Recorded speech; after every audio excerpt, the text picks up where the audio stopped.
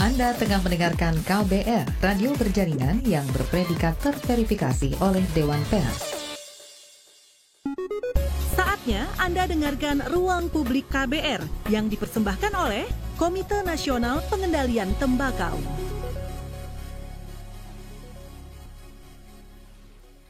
Halo, kita berjumpa kembali dalam Ruang Publik KBR yang dipersembahkan oleh Komnas Pengendalian Tembakau. Saya Eva Tarigans. Hari ini kita akan membahas bagaimana upaya pengendalian yang mesti dilakukan untuk mencapai Indonesia Emas 2045 tanpa rokok. Anda bisa bertanya atau memberikan komentar melalui telepon bebas pulsa di 080024578893 atau juga bisa melalui WhatsApp di 0812-118-8181 atau juga bisa melalui live chat YouTube Berita KBR. Dan perbincangan ini juga bisa disimak di 100 radio jaringan KBR di seluruh Indonesia dari Aceh hingga Papua. Dan khusus untuk Anda di Jakarta, Anda juga bisa mendengarkan perbincangan ini melalui 94,3 FM Good Radio Jakarta. Atau bisa juga melalui live streaming via website kbr.id dan YouTube Berita KBR. Saudara, jumlah perokok aktif di Indonesia masih tinggi. Data Kementerian Kesehatan Kemenkes tahun 2023 menunjukkan jumlah perokok aktif diperkirakan mencapai 70 juta orang, dengan 7,4% diantaranya perokok berusia 10 hingga 18 tahun. Ini terjadi meski pemerintah melakukan berbagai langkah untuk menurunkan prevalensi perokok. Konsumsi rokok di Indonesia memiliki dampak multisektor, mulai dari tingginya angka penyakit dan kematian akibat penyakit tidak menular yang terus meningkat, stunting, tuberkulosis, sampai defisit BPJS dan sulitnya pengentasan kemiskinan. Namun, belum lama ini, pemerintah mengeluarkan peraturan pemerintah nomor 28 tahun 2024 tentang peraturan pelaksana Undang-Undang Kesehatan.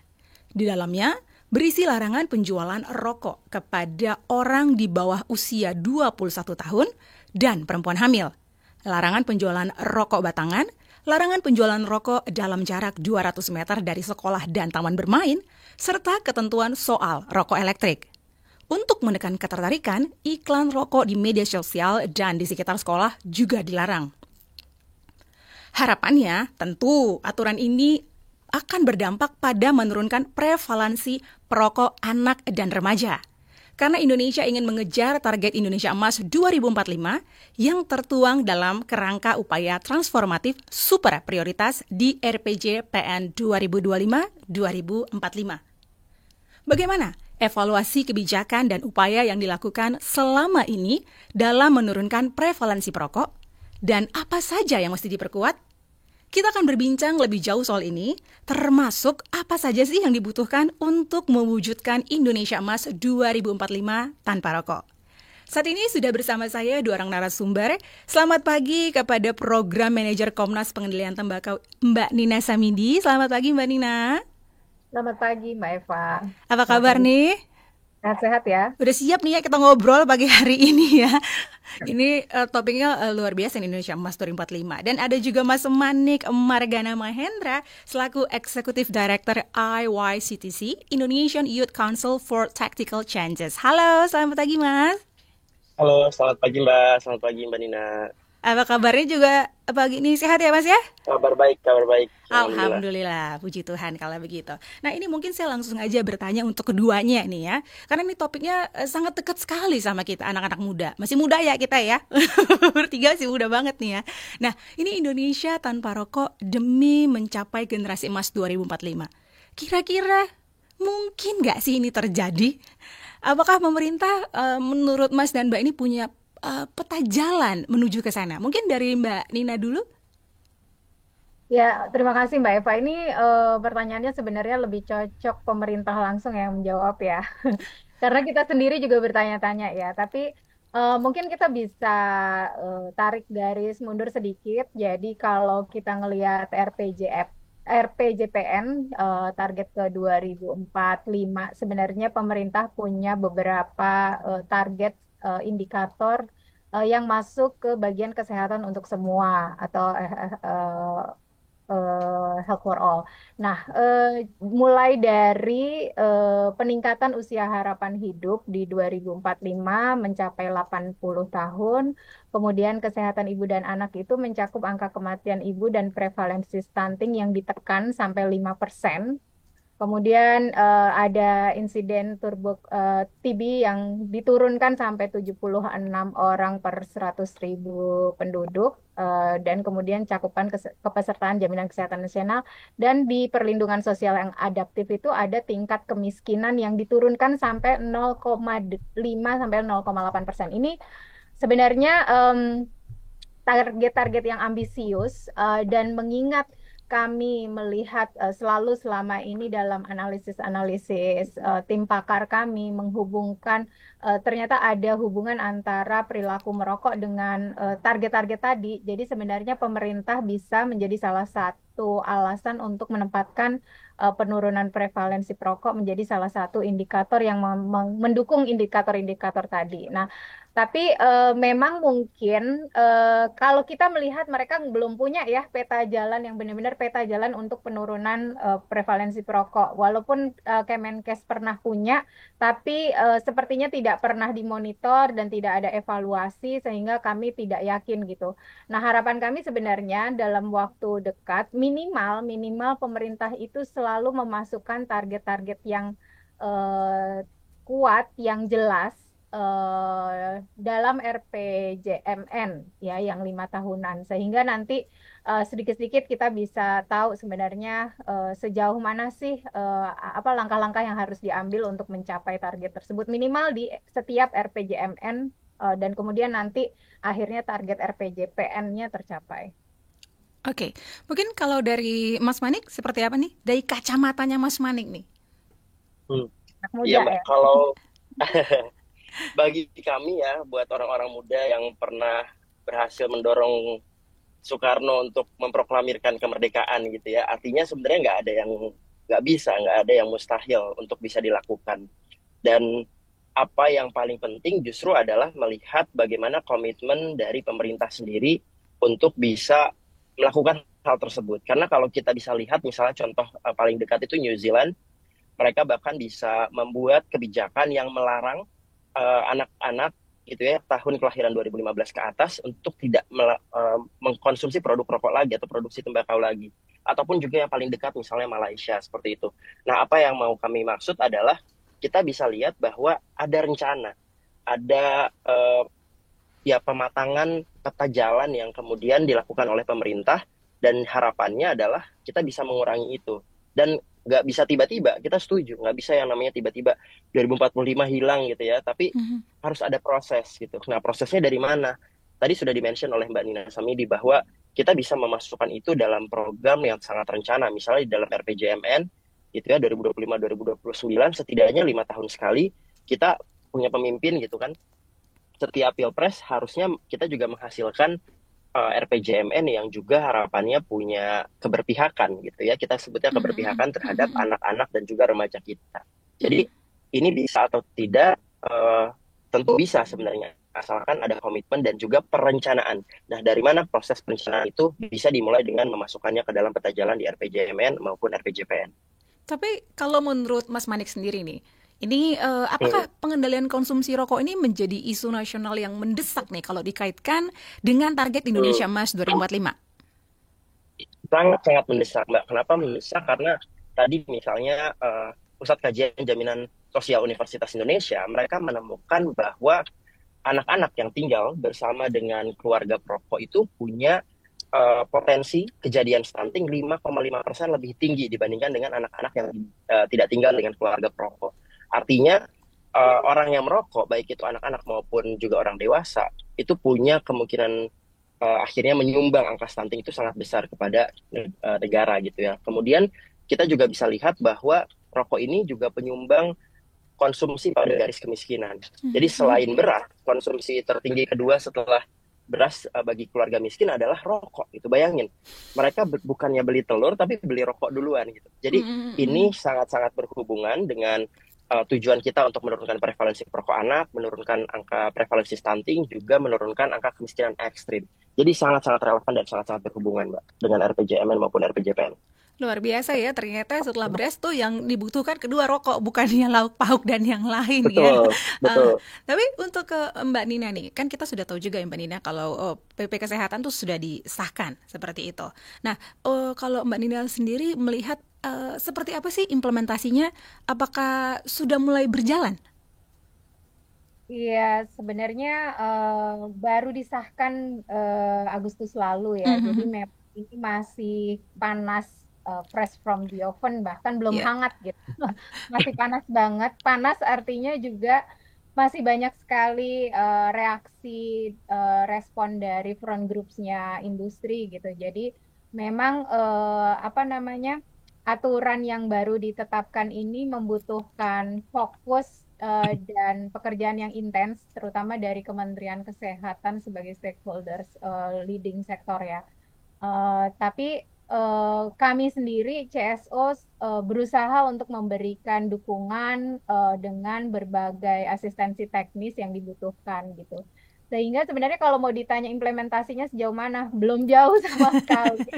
masih baru Masih start baru ya. di depan pintu. Jadi Mhm. pemerintah sendiri sedang menyiapkan juknis-juknis pedoman untuk pelaksanaannya. Jadi jangan jangan senewan duluan ya kalau Mhm. ada aturan yang melarang penjualan ketengan. Gimana caranya? Monitornya gimana? Yang di Mhm. daerah Mhm. gimana? Warung-warung gimana? Oke, ini lagi disiapin gitu. Iya, Nah, benar benar kabarnya benar.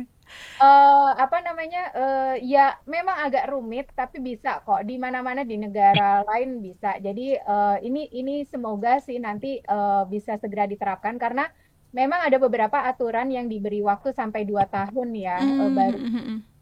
karena memang butuh persiapan-persiapan aturannya, teknis-teknis pelaksanaannya memang butuh apa namanya persiapan. Tapi ada juga beberapa yang sudah bisa langsung diterapkan gitu. Nah, Mhm. Mhm. memang yang kita lagi dorong banget supaya pemerintah yang bisa langsung diterapkan ini untuk bisa langsung ada pengawasan gitu dan memang nanti hubungannya sama pemerintah daerah ya. Jadi dukungan pemerintah daerah itu penting sekali karena pelaksanaan banyak di grassroots itu ada Betul di betul.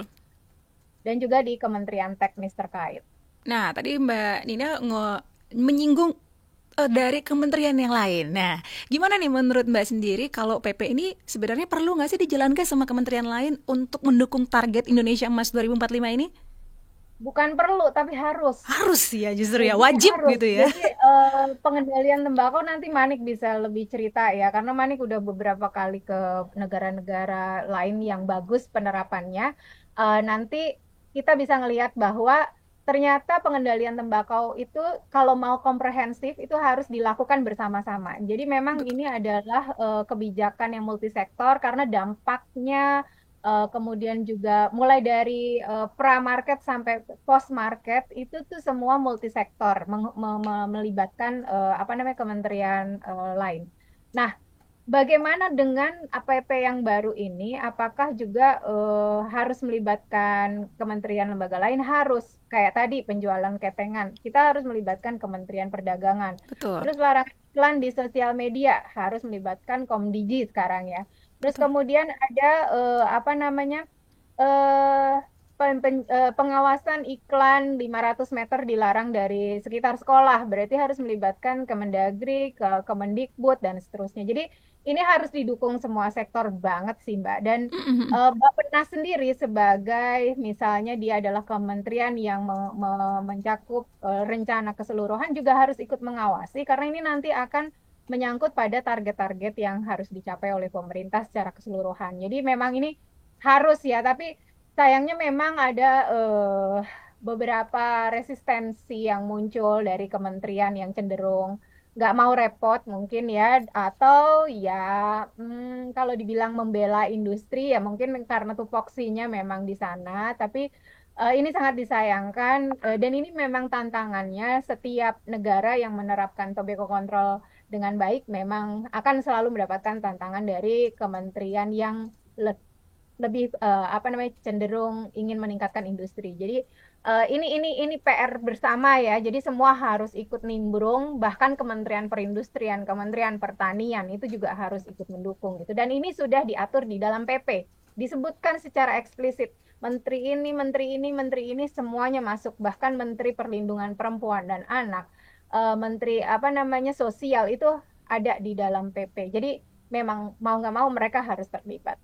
Ya, kalau kita dengarkan dari obrolan Mbak Nina tadi bahwa ada tantangan ya dari sinergitas antar lembaga. Tapi nanti kita akan bahas setelah jeda berikut ya. Jadi saudara, Ruang Publik akan kami lanjutkan setelah jeda berikut ini. Dan untuk Anda yang ingin bertanya atau memberikan komentar, boleh langsung melalui telepon bebas pulsa di 0800 245 7893 atau di WhatsApp di 0812 118 8181 atau juga bisa melalui live chat YouTube Berita KBR. Ruang Publik akan segera kembali.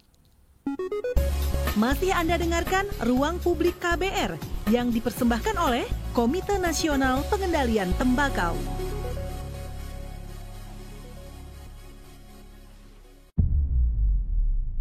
Salam Pancasila. Podcast Salam Pancasila persembahan dari Badan Pembinaan Ideologi Pancasila Republik Indonesia.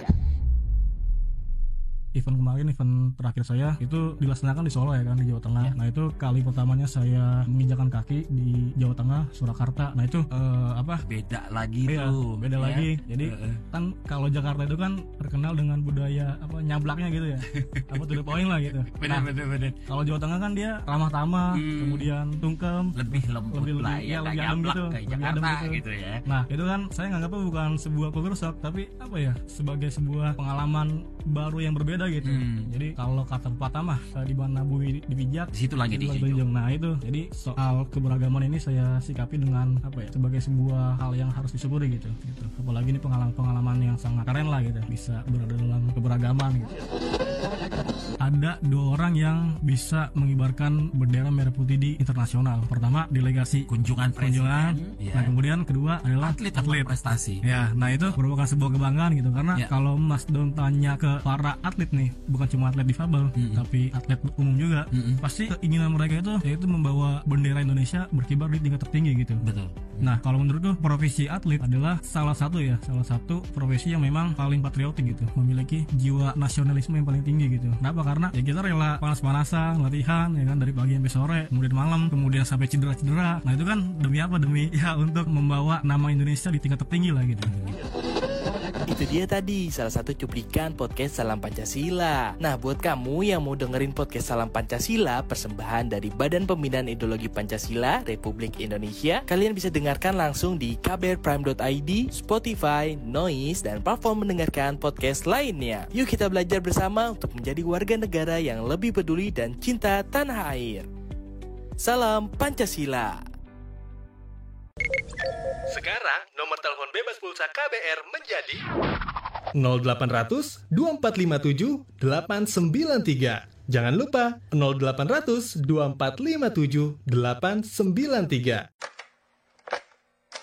Satu kata yang mendeskripsikan cinta, respect. Jahat. Selfless. Komunikasi. Itu kata mereka soal cinta. Dengarkan Love Buzz di kbrprime.id. Tersedia juga di platform mendengarkan podcast lainnya. Love Buzz, membicarakan perkara yang tidak dibicarakan ketika berbicara perkara cinta. Masih Anda dengarkan Ruang Publik KBR yang dipersembahkan oleh Komite Nasional Pengendalian Tembakau. Anda masih menyimak Ruang Publik KBR yang dipersembahkan oleh Komnas Pengendalian Tembakau, dan hari ini tema kita adalah perkuat pengendalian Indonesia Emas 2045 tanpa rokok. Dan masih bersama narasumber kita pagi hari ini, masih bersama Mbak Nina dan juga Mas Manik. Seperti yang sudah kita bahas di awal tadi, bahwa ternyata ada saja tantangan-tantangan untuk mewujudkan sinergitas antar lembaga. Ya, bahwa sebenarnya kalau untuk mencapai ini semua kita sebenarnya harus bergandeng tangan dan bersinergi untuk mewujudkannya. Tapi kalau melihat tantangannya ini ya, mungkin kalau Saya ke Mas Manik dulu nih ya, yang tadi sempat disebutkan oleh Mbak Nina bahwa Mas Manik ini juga sempat studi banding istilahnya, sudah keluar negeri, jalan-jalan, memperhatikan, bukan hanya mengamati, tapi mungkin juga ada yang diabsorb dan dilihat. Kira-kira apa sih nih, Mas Manik, menurut kacamatanya Mas Manik nih, yang menghalangi sinergitas antar lembaga untuk punya target bersama terhadap pengendalian tembakau yang lebih ketat ini? Silakan Mas Manik. Iya Mbak, jadi memang sebelumnya kalau kita coba mau observasi di negara-negara lain, yang paling penting itu adalah paradigma. Jadi kalau seandainya, let's say gitu ya, yang paling tingginya top levelnya itu dari menteri atau dirjen-dirjen yang punya paradigma sehat yang baik, artinya mereka memahami bahwa ada konektivitas antar semua elemen gitu. Jadi bukan berarti ini misalnya ketika Kementerian Perdagangan kemudian mengatur secara ketat tentang masalah pengendalian tembakau, bukan berarti itu juga akan menurunkan performa perdagangannya. Justru itu akan meningkatkan performanya dalam melindungi konsumen misalnya gitu ya, atau bahkan kepatuhan terhadap peraturan yang dibuat oleh kementerian-kementerian terkait gitu. Nah ini yang juga dilakukan misalnya di India, bahwa yang memberlakukan adanya larangan iklan rokok misalnya di seri-series gitu ya. Kita kan suka ada misalnya nonton seri-series di mana gitu ya. Nah, itu tuh dilarang kalau di India. Bahkan orang yang merokoknya saja itu sudah dilarang secara aturan ketatnya. Dan apakah itu dari Kementerian Kesehatan? Bukan. Tapi dari kementerian-kementerian yang mengelola terkait dengan tadi gitu, provider-provider penyedia layanan digital misalnya, atau misalnya Komdigi kalau kita sederhanakan di Indonesia gitu ya. Dan jadi artinya ada paradigma yang juga dibangun dan kemudian mereka punya targetnya yang sama. Nah ini menurut kami sebenarnya sudah ada jalannya di Indonesia, itu lewat RPJMN, lewat RPJPN. Kalau seandainya semua kementerian saling memahami bahwa ini saling berhubungan, itu sudah jelas sebenarnya. Harusnya konektivitas antar lembaga dan juga kementerian itu terbangun di dalam RPJMN. Jadi harusnya, balik lagi, RPJMN itu bukan target antar kementerian lembaga, tapi target nasional. Makanya namanya juga kan nasional gitu. Artinya semua kementerian lembaga harus bergotong royong mencapai target tersebut. Jadi ini juga harapan kami agar tidak ada target-targetan yang overlapping gitu ya. Misalnya targetnya meningkatkan komoditas industri tembakau gitu. Di sisi lain targetnya menurunkan prevalensi rokok. Itu kan sebenarnya sangat bertentangan gitu ya. Nah ini yang harus kita sama-sama punya dan kita miliki di dalam RPJMN. Itu sudah jelas kok, targetnya adalah menurunkan prevalensi perokok anak gitu. Jadi seharusnya semua lembaga dan kementerian punya arah ke sana gitu. Oke, tapi kalau menurut Mbak Nina, ini seperti apa tantangannya yang menghalangi sinergitas ini Mbak Nina? Kalau saya selalu menyoroti bagaimana industri selalu melakukan intervensi ya ke pemerintah kita. Ini kita indeks intervensi industri rokok di negara kita tuh masih yang tertinggi se-Asia Tenggara. Jadi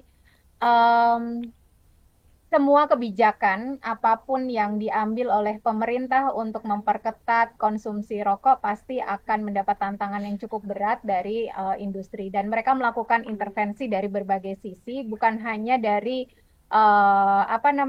mulai dari mereka melakukan lobby-lobby, hujan surat yang datang ke pemerintah, terus kemudian yang paling berat sebenarnya justru adalah mereka juga menyebarkan disinformasi atau mitos-mitos yang kemudian menggiring opini publik. Nah, opini publik ini yang kemudian akan semacam menjadi suara yang besar di lingkungan kita, di ekosistem kita, sehingga pemerintah akhirnya merasa percaya pada mitos-mitos atau disinformasi tersebut gitu. Kemarin kami melakukan survei pada liputan media, artikel-artikel dan juga konten-konten di sosial media. Bagaimana disinformasi terkait rokok itu selalu meningkat ketika ada pembahasan atau ada proses regulasi yang sedang berjalan. Seperti kemarin ketika Omnibus Law Kesehatan itu sedang berproses di DPR, dan kemudian PP 28 juga sedang berproses di pemerintah, itu disinformasi yang muncul terkait rokok itu tinggi. Jadi kita bisa melihat bagaimana industri itu melakukan intervensi yang sangat kuat, tidak hanya dari dalam, juga dari luar gitu. Dan ini yang menyebabkan kita selalu mendapatkan tantangan yang cukup berat gitu ya, ketika kita setiap kali mau mendorong sebuah regulasi untuk perlindungan masyarakat yang kuat. Jadi sebenarnya ya itu tadi balik lagi ke omongan Manik tadi, political will-nya yang harus kuat gitu. Ketika ada intervensi dari industri, kalau mereka memang kuat ya dan punya prinsip yang baik, yang tidak korup, mereka pasti akan tetap lurus gitu jalannya, nggak usah belok-belok lagi dan nggak usah takut gitu ya dengan ancaman-ancaman. Kan mereka selalu bilang ada ancaman PHK, ada ancaman Benar. ya kayak gitu-gitu ya. Itu yang menjadi tantangan kita masih ya di negara kita. Kalau di negara lain itu sudah terhalau. Sudah terhalau. Tapi sedikit menarik saya tadi mendengarkan kalau menurut Mbak Nina bahwa indeks itu termasuk tertinggi di Asia Tenggara ya. Walaupun sebenarnya kalau bisa dibilang 10 kali lipat memang salah satu rokok elektronik juga meningkat selama dekade terakhir ini ya, 1 dekade terakhir ya Mbak. Tapi kalau boleh kita asumsikan salah satu cara untuk mengendalikan prevalensi dari perokok ini adalah dengan kenaikan cukai yang tinggi nih untuk menekan keterjangkauan. Namun ada namunnya nih, kabar-kabarnya cukai rokok itu tidak akan naik di tahun 2025. Ini gimana nih Mbak Nina? Ini apakah sudah fix apa belum ya cukai rokok ini tidak akan naik di tahun 2025? Gimana nih Mas Manik atau Mbak Nina? Mungkin Mbak Nina dulu kali ya. Gimana ini? Manik juga. Sebenarnya kami kemarin habis dari Kementerian Keuangan ya, Manik bisa cerita lebih detail. Ya, kalau dari pandangan kami sendiri ya sebagai pegiat pengendalian tembakau, ini mengecewakan tentu saja, karena bagaimanapun cukai rokok itu kan dibutuhkan cukai rokok yang tinggi, yang terus naik setiap tahun untuk mengimbangi inflasi, bahkan lebih tinggi ya, itu adalah tujuannya untuk menekan keterjangkauan gitu ya. Intinya kan itu. Jadi ketika cukai rokok tidak naik tahun depan ya kita lihat ya nanti di tahun 2019 itu ketika cukai rokok tidak naik karena ada political situation, itu produksinya tinggi sekali. Jadi kita akan akan mendapatkan risiko ketika cukai rokok tidak naik di tahun tertentu, produksi akan naik signifikan dan siapa yang akan mengkonsumsi produk yang sudah sudah diproduksi tersebut? Pasti kan konsumennya di Indonesia gitu. Karena kalau kita mau ekspor pun udah berat gitu. Negara-negara lain itu sudah sangat ketat, sudah ditekan, banyak sekali aturannya, lebih komprehensif. Dan mau nggak mau, ya mulut-mulut orang Indonesia yang disuruh merokok. Bahkan anak-anak bayi, balita yang kemarin dalam SKI ditemukan ada anak 2 tahun, 4 tahun juga masuk ke dalam survei. Sampai nenek-nenek, kakek-kakek semuanya diminta merokok dari 381 triliun batang rokok dalam setahun ya. Jadi tuh kalau diratain orang Indonesia itu dalam setahun kira-kira 1.500 sampai 1.700 batang setiap orang gitu. Jadi ya silahkanlah ya dibayangkan setiap kali kita kehilangan kesempatan untuk menaikkan cukai setiap tahun, ya itu tadi produksi naik, mau tidak mau konsumsi pasti akan naik. Nah, kalau menurut Mas Manik nih, menurut pendapat Mas Manik nih seperti apa nih? Apakah juga ada dampaknya nantinya pada upaya pengendalian tembakau? Gimana Mas? Tentu ya Mbak, jadi memang kalau kita coba lihat Indonesia ini pernah mengalami tidak naik cukai itu hanya 2 kali dalam sejarah semenjak revisi Undang-Undang Cukai itu dibuat di tahun 2007, kemudian di tahun 2009 akhirnya implementasi gitu ya. Itu hanya di 2014 dan di 2019, which itu adalah tahun politik sebenarnya, tahun pada saat pemilu. Dan kalau kita lihat di 2024 tidak naik juga, bisa jadi itu adalah implikasi dari tahun politik juga. Tapi yang harus kita sama-sama lihat sebenarnya adalah, tadi Mbak Nina sudah menyinggung bahwa ketika ada tidak naik cukai, potensi untuk kemudian semakin besar produksi rokoknya itu ya semakin tinggi juga, dan artinya semakin banyak juga orang-orang yang punya kesempatan untuk kemudian menjadi perokok gitu. Nah, yang jadi masalah juga adalah negara sebenarnya kehilangan momentum untuk mengumpulkan uang denda ibaratnya gitu ya, karena kita menyebut cukai ini kan sinteks atau pajak dosa gitu. Dia bukan penyumbang devisa negara, bukan, tapi dia adalah uang tilang karena perilaku yang kemudian menimbulkan dampak eksternalitas negatif. Jadi korbannya itu bukan cuma perokok, tapi orang yang nggak perokok pun juga bisa jadi korban gitu. Nah, negara kehilangan uang untuk mengumpulkan uang tersebut, kehilangan momentum untuk mengumpulkan uang tersebut yang sebenarnya dipakai lagi atau digunakan lagi untuk kemudian melakukan program rehabilitasi dan sebaiknya adalah promotif dan preventif untuk mencegah anak-anak kita kemudian mengkonsumsi rokok gitu. Nah, ketika negara kehilangan momentum ini, itu kan artinya ada beban negara juga sebenarnya. Kita belum bisa membayangkan, apalagi kalau misalnya hutang negara jadi semakin tinggi, kemudian APBN akan terus makin membengkak karena jumlah kementerian lembaga juga semakin banyak hari ini gitu.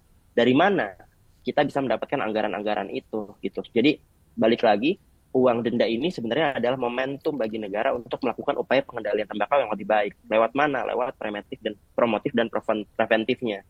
Negara punya mekanisme namanya dana bagi hasil cukai hasil tembakau, yang dimana harusnya gitu ya sekitar 40%-nya digunakan untuk kesehatan, tapi bukan hanya untuk mengobati, melainkan mencegah gitu. Itu yang seharusnya bisa digunakan oleh negara jadi lebih baik. Baik Mas Manik, terima kasih untuk jawabannya. Dan Mas Manik, Mbak Nina, kita akan break dulu. Kita akan kembali lagi setelah jeda. Jadi untuk Anda saudara, Ruang Publik akan kami lanjutkan setelah jeda. Dan kami masih terus mengundang Anda yang ingin bertanya ataupun memberikan komentar melalui telepon bebas pulsa di 0800-245-7893 atau melalui WhatsApp di 0812-118-8181 atau juga bisa melalui live chat YouTube Berita KBR. Ingat, siaran ini juga bisa Anda dengarkan secara utuh melalui podcast KBR Prime, pilih Ruang Publik. Kita akan kembali setelah ini. Masih Anda dengarkan Ruang Publik KBR yang dipersembahkan oleh Komite Nasional Pengendalian Tembakau.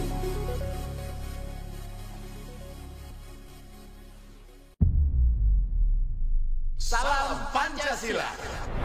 Podcast Salam Pancasila persembahan dari Badan Pembinaan Ideologi Pancasila Republik Indonesia. Event kemarin, event terakhir saya itu dilaksanakan di Solo ya kan, di Jawa Tengah. Nah itu kali pertamanya saya menginjakan kaki di Jawa Tengah, Surakarta. Nah itu beda lagi tuh. Beda lagi. Jadi kan kalau Jakarta itu kan terkenal dengan budaya nyablaknya gitu ya. To the point lah gitu. Benar. Kalau Jawa Tengah kan dia ramah tamah, kemudian tungkem, lebih lembut lah ya, lebih adem gitu. Kayak Jakarta gitu ya. Nah itu kan saya nganggapnya bukan sebuah culture shock, tapi sebagai sebuah pengalaman baru yang berbeda gitu. Jadi kalau kata pepatah mah di mana bumi dipijak, di situ lagi dijunjung. Nah itu, jadi soal keberagaman ini saya sikapi dengan sebagai sebuah hal yang harus disyukuri gitu. Apalagi ini pengalaman yang sangat keren lah gitu, bisa berada dalam keberagaman gitu. Ada 2 orang yang bisa mengibarkan bendera merah putih di internasional. Pertama, delegasi kunjungan. Nah kemudian kedua adalah atlet prestasi. Ya, nah itu merupakan sebuah kebanggaan gitu, karena kalau Mas Don tanya ke para atlet nih, bukan cuma atlet difabel, tapi atlet umum juga, pasti keinginan mereka itu yaitu membawa bendera Indonesia berkibar di tingkat tertinggi gitu. Betul. Nah kalau menurutku profesi atlet adalah salah satu profesi yang memang paling patriotik gitu, memiliki jiwa nasionalisme yang paling tinggi gitu. Kenapa? Karena ya kita rela panas-panasan, latihan ya kan, dari pagi sampai sore, kemudian malam, kemudian sampai cedera-cedera. Nah itu kan demi apa? Demi untuk membawa nama Indonesia di tingkat tertinggi lah gitu. Itu dia tadi salah satu cuplikan podcast Salam Pancasila. Nah buat kamu yang mau dengerin podcast Salam Pancasila persembahan dari Badan Pembinaan Ideologi Pancasila Republik Indonesia, kalian bisa dengarkan langsung di kbrprime.id, Spotify, Noise, dan platform mendengarkan podcast lainnya. Yuk kita belajar bersama untuk menjadi warga negara yang lebih peduli dan cinta tanah air. Salam Pancasila. Lu nyari apa sih? Sibuk amat dari tadi. Duit gue nih hilang, padahal udah dimasukin dompet. Ada tuyul kali ya? Hus, jangan asal lo ya. Bukannya tadi lo jajan kopi, ikut PO seblak, sama nitip gorengan ya? Hah? Masa? Kok bisa gak sadar ya? Bocor alus tuh, lo kudu disiplin keuangan makanya. Dengerin deh Uang Bicara, podcast dari KBR Prime yang ngebahas soal ekonomi dan literasi keuangan. Cocok banget buat anak muda kayak kita. Nah, sama nih kayak dengan self reward. Lo dengerin di mana? Di kbrprime.id. Oke deh, gue dengerin. Tapi jajan kopi sore ini gue pinjam lo dulu ya. Astaga. Uang Bicara, menavigasi kamu supaya tetap cuan dari KBR Prime. Masih Anda dengarkan Ruang Publik KBR yang dipersembahkan oleh Komite Nasional Pengendalian Tembakau. Anda masih menyimak Ruang Publik yang dipersembahkan oleh Komnas Pengendalian Tembakau dan tema kita hari ini perkuat pengendalian Indonesia Emas 2045 tanpa rokok. Dan saat ini sudah banyak sekali masuk pertanyaan melalui YouTube Berita KBR dan juga WhatsApp di 0812-118-8181. Kita bacakan terlebih dahulu ya Mbak Anina dan juga Mas Manik. Ini dari YouTube dari Ibu Anggreni ya. Beliau bertanya apakah PP Kesehatan sudah bisa menjadi panduan untuk bisa berkontribusi mewujudkan target Indonesia Emas. Lalu juga ada AFA yang bertanya mengapa generasi muda menjadi target utama industri rokok dan peran apa yang sudah diambil organisasi pemuda untuk menciptakan Indonesia bebas rokok. Selanjutnya melalui WhatsApp ada Surya di Samarinda. Halo, selamat pagi. Beliau bertanya banyak anak-anak yang mulai merokok itu karena mereka melihat. Ada contohnya dari orang tua mereka sendiri. Kalau tadi Mbak Nina menyebut kebijakan yang dibuat pemerintah itu sudah ada yang berusaha menekan penjualan rokok di dekat sekolah, itu bagus. Tapi apakah dari kebijakannya ada yang menjangkau orang tua ya? Seperti sosialisasi untuk mengurangi atau bahkan tidak merokok supaya tidak ditiru anak? Lalu apa selama ini sudah ada bentuk sosialisasi yang dilakukan pemerintah dan efeknya ke masyarakat bagaimana ya? Kemudian juga ada pertanyaan dari Rani dari Jogja. Beliau bertanya, saat ini kan sudah banyak ya organisasi dan komunitas anak muda yang berusaha mengedukasi soal bahaya rokok. Saya salut dengan komunitas tersebut, dengan IYCTC juga. Kalau dari Mas Manik, ada upaya apa saja yang sudah dilakukan untuk mencapai Indonesia Emas tanpa rokok ini? Dan ada satu lagi ya, ini dengan, coba saya baca dulu, dari Ibu Nia dari Padang. Beliau bertanya, memutus rantai rokok dan efeknya pada kehidupan sehari-hari, menurut saya itu harus segera dilakukan. Tapi yang saya sangat miris adalah anak-anak yang belum tahu rokok ini sudah dikenalkan pada rokok sangat dini, jadi dianggap biasa sama mereka. Bisa nggak ya dibikin ketat saja, anak-anak nggak boleh terpapar rokok dalam bentuk apapun. Katanya tadi nggak boleh ada warung jualan rokok di dekat sekolah. Kalau perlu, beli rokok pakai KTP di atas 21 tahun baru boleh. Dan orang dewasa yang kasih ke rokok bisa ditangkap. Wah, bagus juga nih idenya Ibu Murni di Padang. Mungkin kita boleh ke Mbak Nina dan juga Mas Manik menanggapi pertanyaan-pertanyaan ini. Silakan dari Mbak Nina dulu mungkin boleh. Dari Manik dulu kayaknya banyak. Boleh silakan. Yang mana juga boleh nih, yuk. Iya, pertanyaannya banyak banget ya Mbak ya. Bentar saya coba rangkum satu-satu tadi.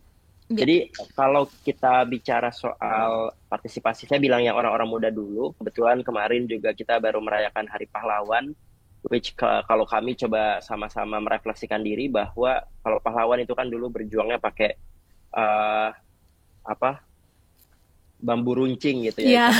Tapi kalau sekarang ini kan kita punya juga yang lebih runcing itu sebenarnya adalah pemikiran gitu, pemikiran dan juga tindakan orang-orang mudanya kalau mereka juga mau berjuang. Jadi kami coba mendokumentasikan sekitar 16 tahun ke belakang mungkin ya, apa saja yang sudah dilakukan oleh orang-orang muda. Kami melihat bahwa banyak hal yang sudah mereka lakukan, bahkan di tahun 2009 itu perwakilan dari teman-teman muda juga mereka ikut serta dalam kegiatan yaitu mengajukan peninjauan kembali atau judicial review terkait dengan pasal 46 ayat 3 huruf C Undang-Undang nomor 32 tahun 2002 tentang penyiaran ya. Jadi kita melakukan judicial review terkait dengan iklan rokok di televisi Indonesia di tahun 2009 yang bisa kita dokumentasikan.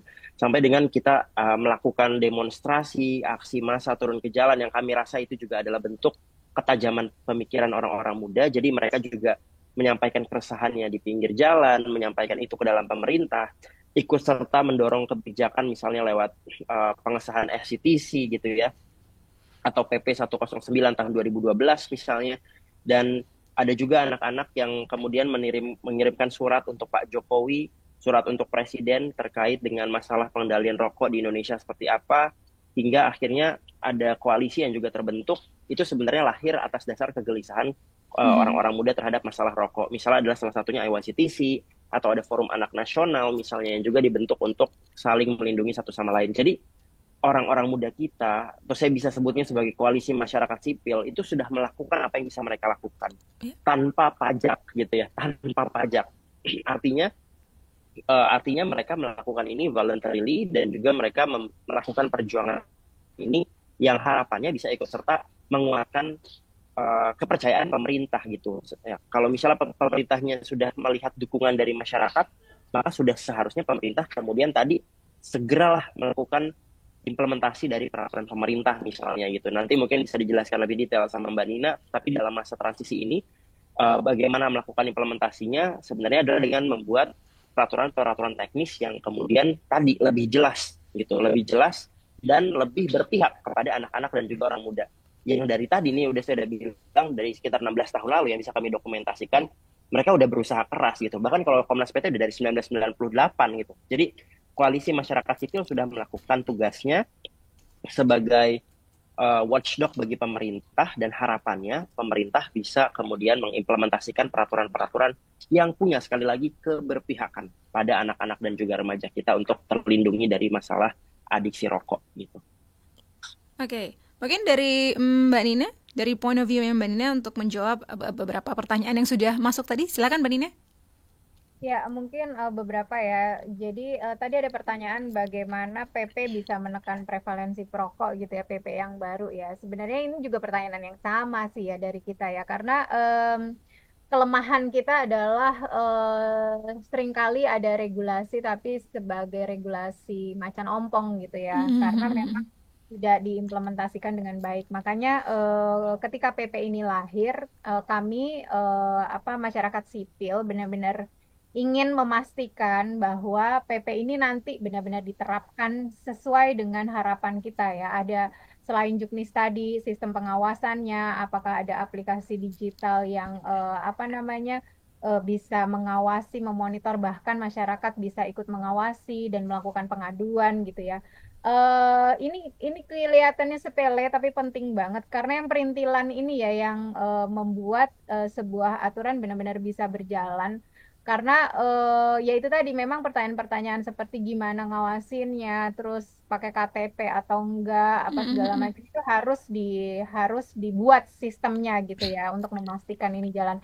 Tapi kalau boleh saya jujur, PP ini sebenarnya memberi harapan besar ya untuk kami ya, karena beberapa poin di dalamnya itu cukup kuat dan sebenarnya ada perubahan yang cukup signifikan gitu ya dari aturan yang sebelumnya ya. Karena memang misalnya ketika JYTS Global Youth Tobacco Survey menyebutkan bahwa 77 anak Indonesia itu membeli rokok secara batangan, yaitu berarti harus di follow up dengan aturan yang melarang penjualan batangan, dan ini dilaksanakan di PP ini gitu ya. Terus kemudian ketika ada penyebutan bahwa di sekitar sekolah itu justru penjualan rokok, tempat-tempat penjualan rokok itu sangat tinggi intensitasnya. Nah, berarti memang harus di follow up dengan tidak ada penjualan di sekitar sekolah. Nah, itu ada di PP ini. Jadi aturan-aturan yang ada di PP ini cenderung memang merespon hasil-hasil penelitian yang sudah dilakukan, yang membuktikan bahwa ini harus dicegah dengan cara-cara yang strategis sesuai dengan kebutuhan ya, seperti yang sekarang ini gitu ya. Kami sih optimis kita akan lebih baik ya, asalkan memang PP ini diimplementasikan dengan baik. Dan memang PP ini memang lebih banyak fokus di orang muda ya, anak-anak dan remaja, untuk mencegah mereka tertarik. Jadi less appealing dan less access gitu, menekan akses dan menekan ketertarikan gitu intinya PP ini itu. Tapi memang untuk orang tua yang ditekankan adalah lewat UBM, upaya berhenti merokok. Jadi bantuan UBM dari pemerintah itu layanannya sekarang ini sedang disempurnakan supaya orang tua yang sudah terlanjur merokok itu bisa terbantu untuk benar-benar berhenti merokok. Makanya sekarang di puskesmas-puskesmas itu sedang didorong ada UBM, walaupun ini memang PR yang besar ya, karena puluhan ribu puskesmas yang harus reformasi gitu ya untuk punya layanan ini. Tapi walaupun begitu, setidaknya satu kabupaten kota itu punya puskesmas yang menyediakan UBM. Jadi ini memang perubahan nantinya cukup besar. Tapi ya makanya di hari ini Hari Kesehatan Nasional, terus kemudian Kemenkes punya transformasi kesehatan ya, konsep yang baru. Kita sih berharap transformasi kesehatan itu juga membawa pengendalian konsumsi rokok ke dalamnya. Jadi hari ini kita benar-benar bisa menekankan ini loh, kita akan berubah, kita akan lebih baik dengan PP ini. Asalkan yaitu semua komitmen dan implementasinya baik. Kalau saya mendengarkan pemaparan dari Mbak Nina dan juga Mas Manik ya, sepertinya memang ada secercah cahaya, secercah cahaya terang ini bakal bisa terwujud kalau kita sama-sama bisa bersinergi, bisa sama berkolaborasi dan bekerja sama ya. Tapi saya masih banyak sekali punya pertanyaan untuk Mas Nina dan juga Mbak Nina dan juga Mas Manik, tapi kita harus break iklan dulu ya. Saudara, kita akan kembali lagi setelah jeda iklan berikut ini. Masih Anda dengarkan Ruang Publik KBR yang dipersembahkan oleh Komite Nasional Pengendalian Tembakau.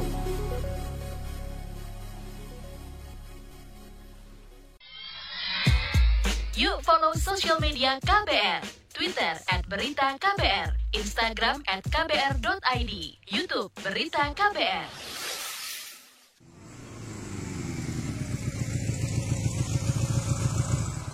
BC paket. Yuhu, paket buletin pagi aku udah datang. Isinya lengkap banget. Ada berita-berita menarik dari berita politik, ekonomi, sosial budaya, sampai berita olahraga. Penasaran isi selengkapnya? Dengerin aja di kbrprime.id. Search buletin pagi. Yang baru. Tidak ada yang lebih baru dari kabar baru. Cukup 5 menit bisa perbaharui informasi kamu. Cukup 5 menit berita terbaru ada di genggamanmu. 5 menit sayang untuk dilewatkan karena kabar baru diramu dengan kualitas jurnalistik terbaik, didukung puluhan reporter dan kontributor di Jakarta dan berbagai kota di tanah air. Simak hanya di kbrprime.id. Cukup search kabar baru, kamu akan dapatkan informasi teraktual dalam 5 menit. Masih Anda dengarkan Ruang Publik KBR yang dipersembahkan oleh Komite Nasional Pengendalian Tembakau. Saudara, inilah bagian akhir Ruang Publik KBR yang dipersembahkan oleh Komnas Pengendalian Tembakau, dan tema kita hari ini adalah Lakukan Pengendalian Indonesia Emas 2045 Tanpa Rokok. Masih bersama Program Manajer Komnas Pengendalian Tembakau Mbak Nina Samini dan juga Executive Director dari Indonesian Youth Council for Tactical Changes Mas Manik Margana Mahendra. Ini pertanyaan saya sebenarnya masih banyak banget loh Mbak dan Mas. Saya rasa seru banget ini obrolannya ya. Tapi kalau boleh kita tarik satu isu yang paling utama dari obrolan kita ini adalah untuk kepentingan kesehatan masyarakat. Nah, menurut Mbak dan juga Masnya ini bagaimana ya cara memastikan bahwa kepentingan kesehatan masyarakat itu menjadi prioritas utama dalam penyusunan kebijakan pengendalian tembakau? Mungkin Mbak Nina dulu boleh menjawab, silakan.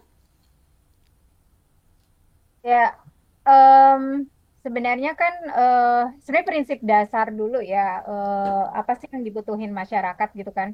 Kalau kita memang mau masyarakat kita lebih sehat, ekonominya lebih baik gitu ya. Dua hal ini kan sebenarnya yang paling terdampak akibat perilaku merokok gitu ya. Jadi pemerintah itu berhenti untuk memandang dampaknya, maksudnya menangani di hilir gitu ya, tapi dicek dulu hulunya sebenarnya faktornya, penyebabnya tuh apa sih gitu ya. Penyebabnya banyak tentu saja, tidak hanya tobacco control konsumsi rokok, tapi konsumsi rokok menjadi salah satu faktor risiko yang sangat berpengaruh gitu pada poin-poin dampak yang tadi terjadi di Indonesia. Jadi harapannya sih pemerintah mulai mengubah perspektif mereka untuk melihat bagaimana sebuah akibat ya penyakit jantung yang tinggi.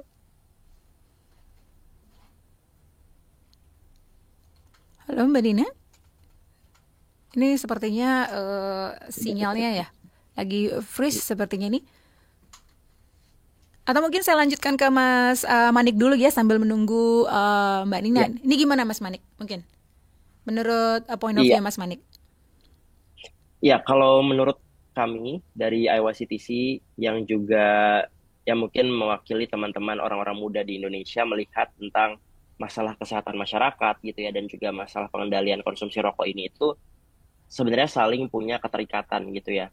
Keterikatannya di mana? Keterikatannya adalah yang tadi sudah saya sampaikan, bahwa rokok ini punya banyak dampak yang sangat buruk bagi kesehatan masyarakat, dan juga dia termasuk ke dalam salah satu faktor risiko terhadap penyakit-penyakit tidak menular yang juga membahayakan kesehatan publik kita. Jadi sebenarnya apabila kita berhasil melakukan intervensi yang lebih baik di pengendalian konsumsi rokok, tentu itu punya dampak yang lebih baik pula pada kesehatan masyarakat kita gitu. Jadi kita bisa menekan misalnya jumlah penyakit tidak menular kita menjadi turun, kemudian kita juga bisa menekan bagaimana kemiskinan ekstrim yang berhubungan dengan konsumsi rokok yang sangat adiktif ini gitu ya.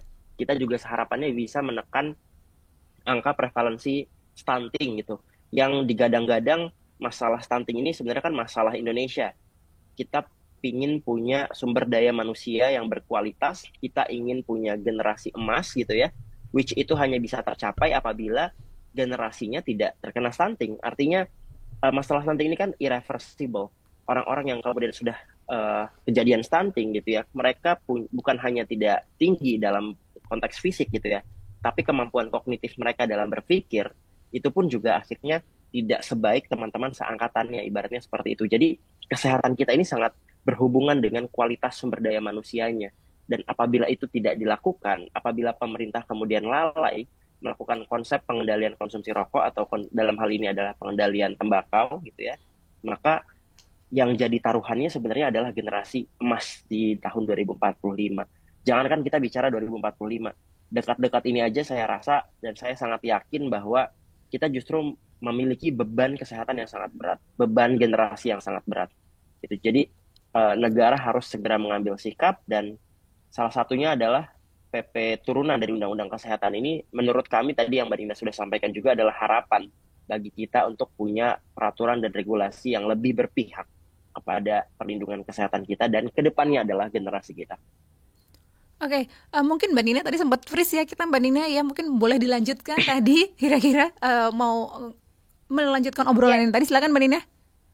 Ya. Jadi intinya sebenarnya mengharapkan pemerintah lebih ke preventif ya daripada kuratif ya. Sekarang jantungnya tertinggi, penyakit jantung tertinggi di Indonesia, kardiovaskular, stroke dan sebagainya. Penyakit-penyakit yang faktor risiko utamanya adalah rokok gitu. Dan ini adalah penyakit-penyakit tidak menular atau PTM dengan risiko kematian yang tinggi, yang klaim kesehatannya di BPJS itu sangat tinggi gitu.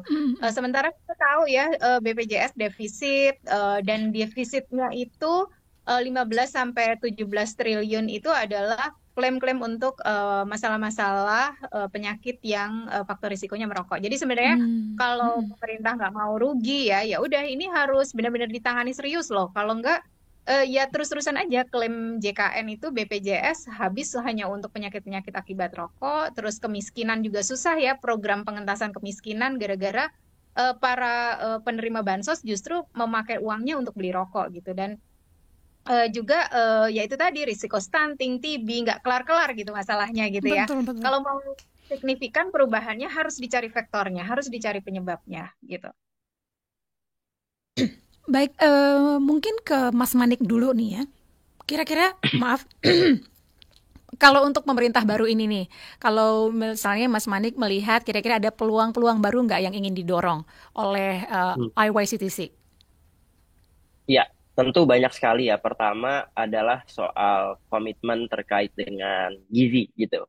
Kalau dari pemerintahan baru ini kan katanya pengen fokus sekali di sana gitu, dengan makan gratis dan lain sebagainya. Tapi balik lagi, ini juga paradigma yang bagi kami harus dimiliki oleh pemerintah baru saat ini, bahwa konsumsi gizi kita itu kan sebenarnya tentang gizi seimbang gitu ya. Tapi dari mana lagi sih gizi seimbang ini bisa didapatkan kalau seandainya pemerintah bisa memberikan makan gratis, di rumah pun mereka harus punya gizi seimbang. Betul. Nah, gizi seimbang ini kan bukan dengan konsumsi pertama beras, kedua rokok gitu. Enggak. Tapi gizi seimbang itu pertama beras, kedua mungkin daging atau protein, kemudian sayur, dan lain sebagainya gitu ya, yang balik lagi memenuhi kebutuhan mikro dan makronutrien kita gitu. Dan ini hanya bisa didapatkan oleh masyarakat ketika mereka punya perspektif kesehatan yang baik juga, dan mereka punya kemampuan mengatur keuangan baik gitu. Misalnya bansos gitu yang kemudian diberikan juga harapannya punya keketatan untuk tidak dibelikan ke dalam rokok dan lain sebagainya misalnya.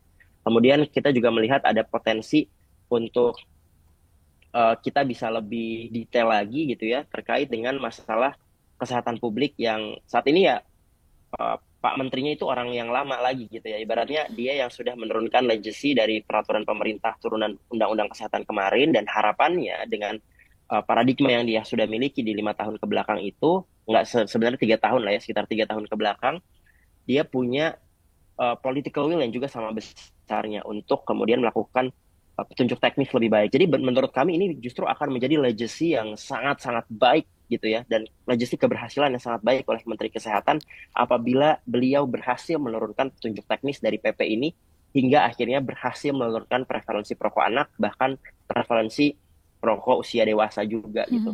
Itu menurut kami adalah hal yang bisa didorong dari kementerian dan pemerintahan baru saat ini. Berarti tetap terbuka peluang-peluang baru ya, kita harapkan di pemerintahan baru ini. Dan Mbak Nina dan juga Mas Manik, ini karena waktu juga nih ya, mungkin saya mau minta closing statement dulu nih dari Mbak Nina.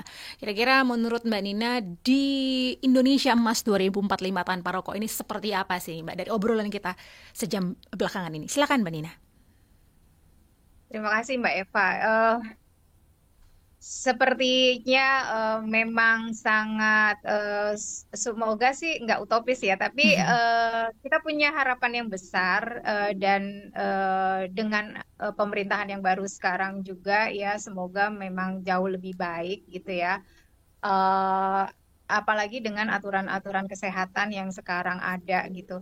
Kalau di 2045 memang kita berharap ada generasi emas ya, bukan generasi cemas. Semoga memang pemerintah punya target, dan selain target, mereka punya langkah-langkah yang sudah diperhitungkan gitu ya. Kami sangat terbuka untuk bisa membantu hal-hal yang dibutuhkan oleh pemerintah untuk memastikan bahwa itu bisa tercapai gitu ya. Namun ya itu tadi ya, komitmen, political will, dan sebagainya itu harus kembali. Kita nggak mau di awal-awal kelihatan bagus, citanya juga bagus gitu ya, jelas gitu target-target kesehatannya bagus gitu. Tapi kemudian 4 tahun ke depan, 3 tahun terakhirnya, kemudian yang akhirnya 1 tahun terakhir semuanya melorot gitu, nggak sesuai harapan gitu ya. Jadi apalagi nanti di 2045 gitu, beneran tercapai nggak sih gitu. Jadi pemerintah tuh harus benar-benar punya langkah, tadi ya balik lagi harusnya punya peta jalan untuk mencapai target tersebut, sehingga generasi emas di 2045 itu benar-benar tercapai. Oke, terima kasih Mbak Nina. Dan dari Mas Manik silakan. Pesan saya sederhana ya, bagi pemerintahan Presiden hari ini, saya rasa pijakan paling kuat untuk mencapai generasi emas 2045 itu justru adalah tahun ini. Jadi apabila kita sedikit saja lalai, maka Pak Prabowo tidak memberikan pijakan yang cukup kuat untuk generasi selanjutnya di tahun 2045 untuk bisa mencapai generasi emas. Jadi kami justru berharap bahwa ada perbaikan dan juga kemajuan bagi Indonesia, khususnya dalam melindungi anak-anak kita dari bahaya adiksi rokok. There is no more time. Cuman hari ini waktunya gitu ya, jadi jangan tunggu apa-apa lagi lah, nggak usah mikirin apa-apa lagi, ambil kebijakannya, ambil langkah konkretnya, dan buktikan bahwa pemerintahan kita yang baru saat ini memang berpihak pada anak-anak dan juga perlindungan dari adiksi rokok. Baik, terima kasih ya Mas Manik, dan semoga dengan semua peluang-peluang dan juga harapan-harapan kita tadi ya, ini kita sama-sama bisa mewujudkan cita-cita kita Indonesia Emas 2045 tanpa rokok. Dan saudara, karena waktu kita yang sangat terbatas ini, kita akan mengakhiri perbincangan kita kali ini. Terima kasih untuk Anda yang sudah menyimak, dan khususnya saya ingin mengucapkan terima kasih untuk kedua narasumber yang sudah bergabung hari ini, Mbak Nina Samidi, Program Manajer Komnas Pengendalian Tembakau, dan Mas Manik Margana Mahendra, selaku Eksekutif Director Indonesian Youth Council for Tactical Changes. Terima kasih untuk kebersamaannya, terima kasih untuk ilmu-ilmu barunya, dan semoga kita bisa sama-sama mencapai targetnya. Saya Eva Tarigans undur diri. Salam, selamat pagi. Terima kasih, selamat Hari Kesehatan Nasional ya. Baru saja Anda dengarkan Ruang Publik KBR yang dipersembahkan oleh Komite Nasional Pengendalian Tembakau.